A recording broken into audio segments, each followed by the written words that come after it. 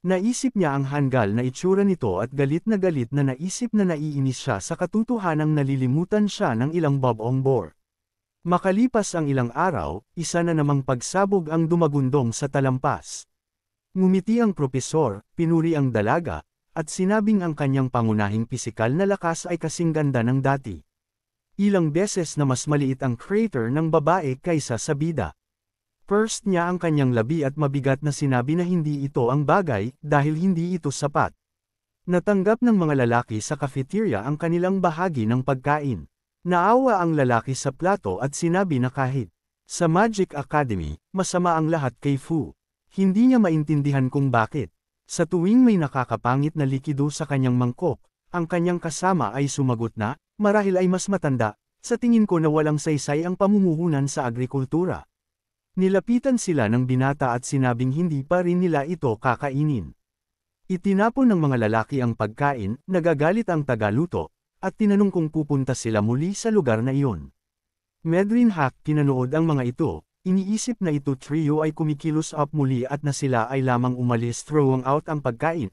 Ang mga batang babae laughed, blushed at sinabi na siya ay nakatitig sa mas matanda isa muli at madalas na magtanong tungkol sa kanya, na nangangahulugan na siya ay gusto bad boys.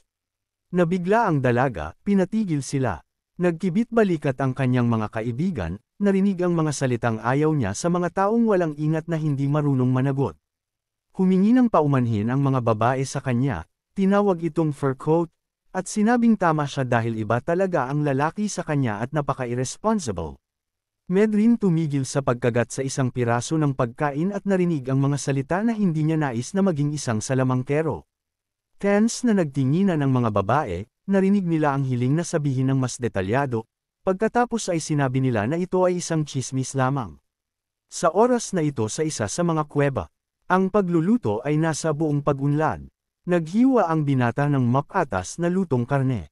Kinagat niya ang isang piraso. Kinain ng mga lalaki ang karne ng may paghanga, sinabi na ito ay isang napakamakatas na ulam at ang kanilang kaibigan ay kailangang pumunta sa isang culinary academy, hindi sa kanila, at kapag sinubukan nilang magluto ng isang bagay na tulad nito, mahirap na kahit na nais na buksan ng bida ang takip ng kawali. Bigla siyang tinanong doon kung paano niya ito ginawa. Sumagot ang binata na lagi niyang taglay ang kanyang mga lihim. Ibinabad niya ang karne na may mga pampalasa at tubig, at naisip na pagkatapos ng pampalasa ng karne, kailangan mong isara ang takip at magluto sa mababang init sa isang espesyal na temperatura, dahil ang isang mababang temperatura ay lumikha ng isang makatas na lasa at mapanatili ang malambot na texture ng karne. Pagkatapos ay naisip niya ang isang tinadtad na piraso ng karne sa apoy, at naisip na pagkatapos ay kailangan itong iprito sa isang apoy para sa isang crust at ang lahat ay magiging handa. Lumapit sa kanya ang isa sa mga lalaki, tiningnan ang kawali at nagulat sa laki nito, pagkatapos ay sinabi niya na ang kanyang kaibigan ay gumagamit ng isang spell upang makontrol ang temperatura at harangan ang mana kapag kinakailangan upang mabawasan ang apoy. At tinanong kung gaano katagal na ang nakalipas na master niya ang ilan sa mga magic circles. Sumagot ang bida sa pagsang-ayon. Natawa ang binata sa mesa at sinabing nagsisinungaling ang lalaki sa propesor ng napakawalang hiya na hindi siya marunong mag-magic. Mapanlate na tinanong ng binata kung gusto nilang mamatay sa gutom. Lumingon ang binata, lumingon kay Ellison at tinanong kung nagbago na ba ang isip nito. Subalit natigilan ang bida nang marinig ang tanong kung sa wakas ay gusto na niyang makatapos sa academy. Tahimik na nakatingin ang lalaki sa kanyang kasama habang sinasabi nito na hindi niya alam kung ano ang ipaglaban. Tumayo siya, lumikha ng ilang mga magic circles at sinabi na hindi niya nais na maging isang sundalo ngunit isang chef, dahil ang magic ay humahantong sa dulo ng lahat. Ayaw niyang pumatay ng tao. Muling tumingin sa kanya ang lalaking nasa mesa at sinabing hindi man lang taga dito ang kaibigan nila, at siya mismo ay ayaw makipag-away para sa iba maliban sa sarili niyang country. Sumagot ang kasamang walang usapan ngayon na protektahan ang country, at ulila na rin siya. He exhaled heavily and said na kalimutan na lang ng binata ang tungkol dito, dahil nonsense lang ang iniisip niya sa graduation. Nagsimulang maghanda ang mga lalaki na umalis. Pinahinti sila ng bida ng kaunti dahil, tulad ng tila sa kanya, itatapon pa rin siya sa mga linya sa harap kung gagawin niya ito ng 2 beses pa. Sinabi ng isa sa kanyang mga kaibigan na hindi bababa sa sinubukan nilang ipatupad ang kanyang plano. May nakarinig sa kanilang mga pag-uusap kung paano sa oras na ito, sila ay nakatanggap na ng isang promosyon at sasabihin sa kanya kung ano ang gagawin. Pinagmasdan ni Medrin ang nangyayari sa kanyang mga pisngi, nakikinig sa kanilang mga salita. Siya frowned tensely at nagtaka kung ano ito at ito ay lumiliko out, siya ay alam kung paano upang ihagis spells, ngunit hindi ipakita ito upang pumunta sa pamamagitan ng parehong mga aralin ng paulit-ulit.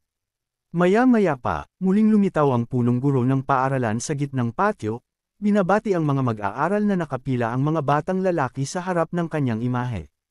Ayon sa principal, dahil sa digmaan, pinaikli ang kanilang pag-aaral, ngunit matagumpay nilang na-master ang mga pangunahing kaalaman sa mahika.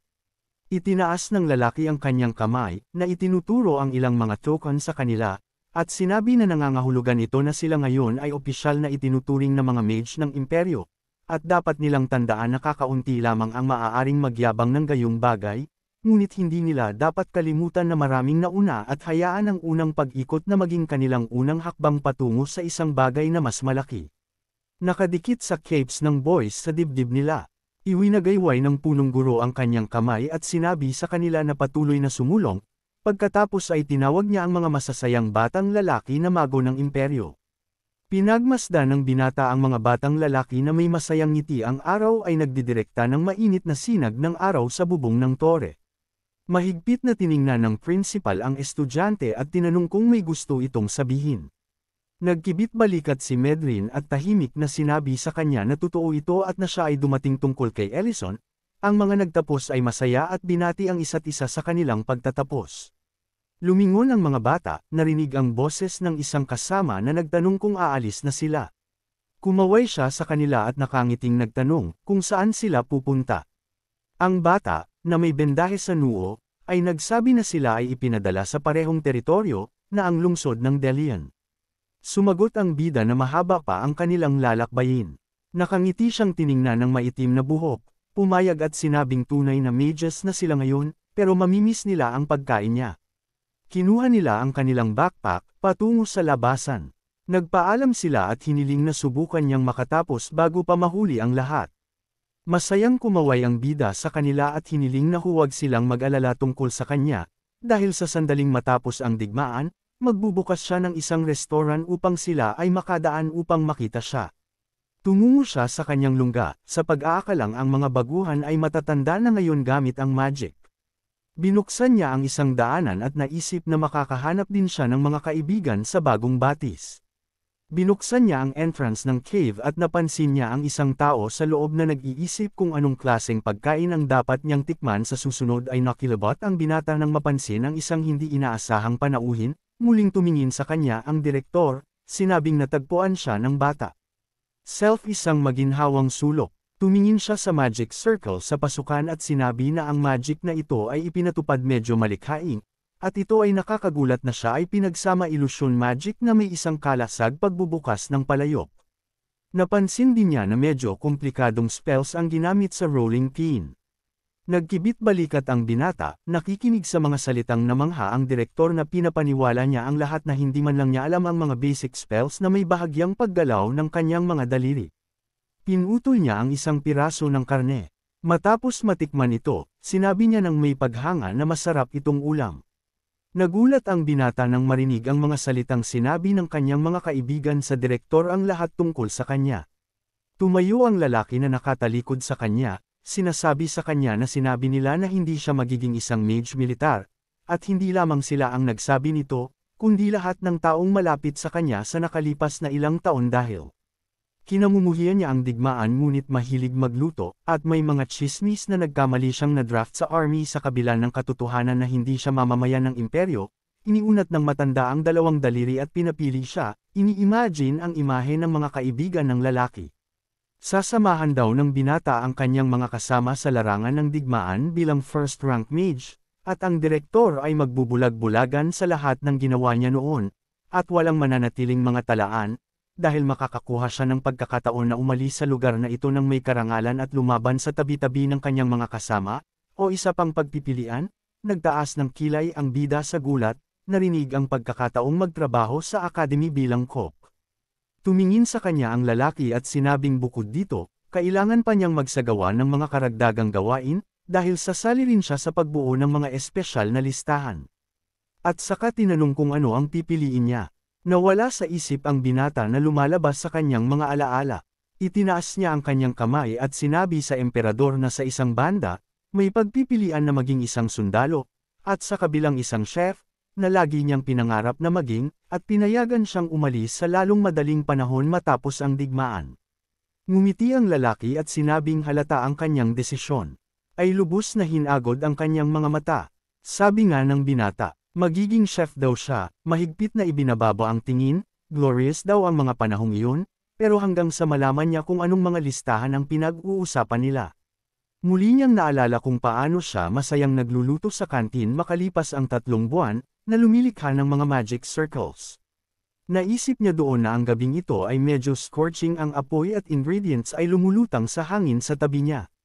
Naisip ng bata na sa gayong apoy, maaari niyang ihalo ang mga sangkap at iprito ang lahat sa mataas na temperatura.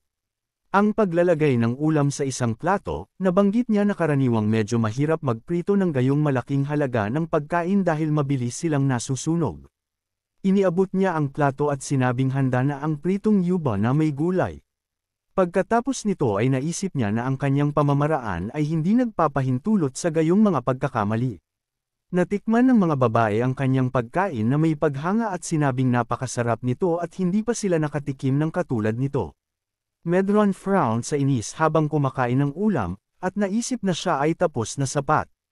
Nakuha niya ang titulo ng pinakamagandang estudyante sa akademya, at napakabobo na ginawang chef ang bata, pero kasalanan niya iyon. Dahil nalulungkot siya, naisip niya na ngayon na ang kanyang panahon. Kinagabihan ay nahulog sa ibabaw ng academy. Ayon sa direktor, napakahusay ng resulta ng bata dahil talagang nagustuhan ng lahat ang bagong pagkain. Tumayo siya mula sa kanyang mesa, tiningnan ang mga bag ng mga dokumento at sinabing mula ngayon, siya na ang may pananagutan sa mga listahan. Dinampot ng binata ang isa sa mga dokumento, idinagdag ng direktor na dapat niyang basahin ang mga ito at hatiin sa mga tambak na 200 piraso at ayusin din ang mga ito ayon sa pagkakasunod-sunod ayon sa rehiyon. Hindi naintindihan ng binata kung bakit kailangan ito. Noong una, pagkabukas ng dokumento, nakilabot siya. Malungkot na ibinaba ng direktor ang kanyang tingin at sinabing dapat niyang basahing mabuti at tiyaking maayos ang pagkakaayos ng lahat, at sa loob ng 3 buwan, magkakaroon na naman ng katulad na tumpok. Tinignan ng emperador ang tense guy at tinanong kung tama ba ang pagkakaintindi niya kung anong klaseng listahan ang mga ito. Kinumpirma ng binata ang kanyang hula. Tingnan mo, sinabi niya na ito ay mga listahan ng mga nahulog na sundalo, knights, mandirigma at magicians. Isang buong buwan ang sumikat sa ibabaw ng academy, sinabi ng binata na masaya siya sa akademya. Alalaong baga, ang mga sundalo ay isinabot sa mga tambak sa mga listahan. Umupo siya sa gabi sa ibabaw ng mga listahan, iniisip na ang digmaan ay dapat na magtapos sa loob ng 2 taon. Habang isinusulat niya ang mga pangalan at sanhi ng kamatayan, sinabi niya na nais niyang lumipas ang panahon habang ang mga dragon ay hinahawakan ng pinakamalakas na mandirigma. Nai-imagine din daw niya ang masayang kinabukasan kung saan lahat ay mabubuhay ng masaya, matatapos ang digmaan, at magbubukas siya ng sariling restaurant. Ngunit sa bawat bagong pangalan na kanyang isinulat, ang bata ay nagiging takot, nagtataka kung bakit nangyayari ito. Naisip niya ang mga warriors na tumatakbo upang labanan ang dragon, at naisip na kapag siya ay unang nakarating doon, nakita niya ang knights na umaatake sa mga monsters na may ganoong tapang at magpakailanman niyang maaalala ang mga salitang narinig niya. Pagkatapos ay binuksan ng lalaking may hood ang balumbon at inihayag na ang kinabukasan ng country ay nasa panganib at ang kanilang mga kabalyero at mercenaries ay mabilis na namamatay. Napagtanto ng bata na ang mga salitang ito ay sumisigaw lamang ng kapahamakan. Nagpatuloy siya sa pagsulat ng mga liham sa papel, pinupuno ang listahan at nagtataka kung bakit nangyayari ito. Lalong naging mapang-api ang kapaligiran habang ginagawa niya ito. Nagtaka ang binata kung bakit napakarami nito. Tumulo ang tinta sa dulo ng kanyang panulat. Kinagat ng binata ang labi sa bigat ng realization. Siya crumpled ang sheet ng papel at sinira ang panulat, na nagsasabi na hindi niya maunawaan kung bakit ang lahat ng ito ay nangyayari.